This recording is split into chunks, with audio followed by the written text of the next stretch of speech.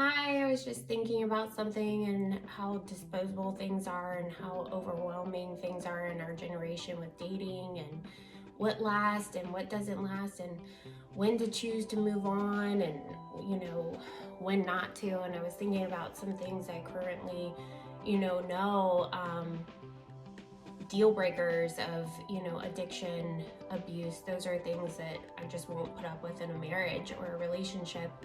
And the narcissism or love bombing, those are red flags with people.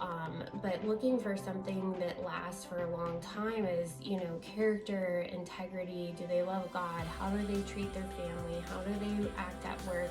What are they saying behind closed doors? What are they looking at behind closed doors? What are they doing in their free time? That really tells what kind of person they are. And it takes some time to get to know somebody. You can't rush into marriage. You need to figure out, is this person really who they say they are? What are they doing on their free time? I was just thinking of my grandparents' day.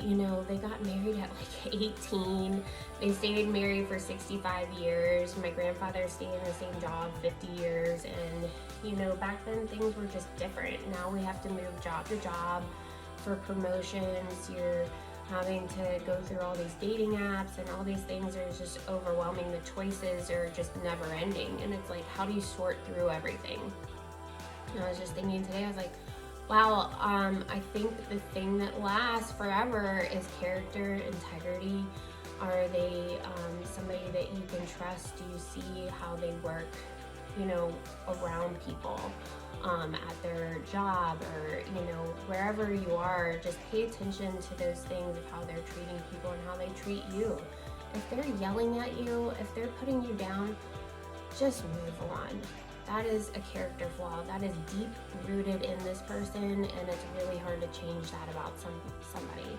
I have a son that's 5, and I've been teaching him, how to treat girls. And he came home so excited, and he was like, "Mommy, I finally told this little girl that I liked her and that she was pretty, and I wasn't embarrassed anymore about it." Because before he was saying how he and his friends were, wanting to play with the girls. And I was like, you have to learn how to treat girls and be kind and help them. And you're created differently than girls. You're stronger and you're made to protect women. That's how you're made as a boy.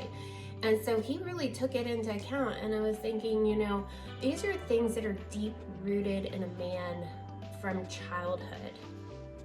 How they're going to treat women, how they're going to talk to women.